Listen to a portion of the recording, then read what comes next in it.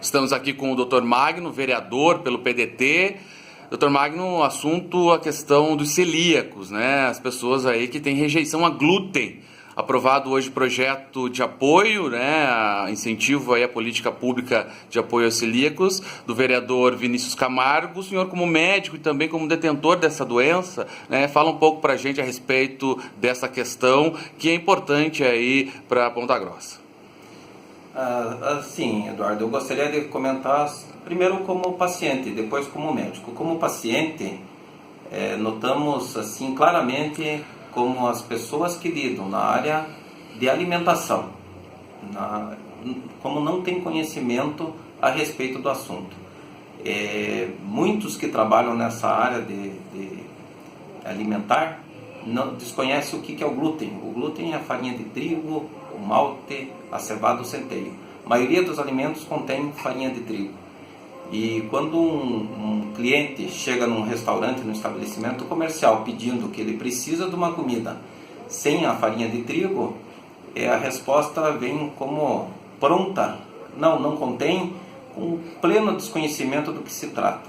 Acho que essas políticas de incentivo são muito importantíssimas, pelo menos para a conscientização, para a instrução, para que não tenha essa prestação de serviço de uma maneira muito ruim, porque agora falando como médico, as consequências elas não são agudas, a maioria das consequências são a longo prazo.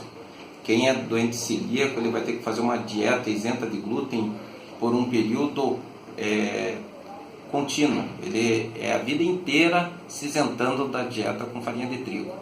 E ele não vai passar mal comendo no momento, mas ele comendo, mesmo que seja porções microscópicas, porções pequenas, ele com o tempo ele vai fazendo problema na sua ossificação, na sua dentição, no seu desenvolvimento, crescimento, no caso das crianças, podendo propiciar câncer de intestino. Então, são problemas mais graves a longo prazo e que a dieta rigorosa é importante. Então, não há...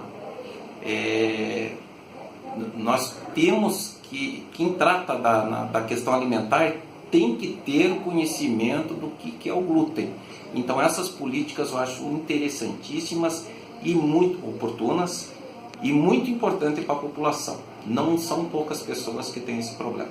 Pois é, durante a discussão do projeto, o senhor até deu testemunho que foi ser diagnosticado com a doença celíaca após os 30 anos, né? E o senhor ali que sempre esteve envolvido na área.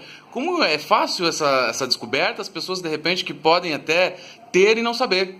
Exatamente, como muito bem abordada essa questão aí, porque a maioria dos pacientes tem sintomas subclínicos, a gente fala, são sintomas leves, moderados. A maioria não tem sintomas graves que levem ela a uma procura exaustiva da causa daqueles sintomas que ela tá tendo. Então são sintomas leves, uma anemia crônica, às vezes uma má digestão recorrente. São pacientes que não ganham estatura, não ganham peso, muito magras, estão sempre com problema de saúde, uma diarreia recorrente. Então, coisas assim que melhora, passa um tempo, então as pessoas passam a não se importar muito, se acostumam com aqueles sintomas. Então, é difícil o diagnóstico, tem que ser pensado na causa, porque senão você não faz o diagnóstico. Mais um motivo da importância de políticas públicas para a divulgação desse problema. Tá certo, obrigado, Dr. Magno.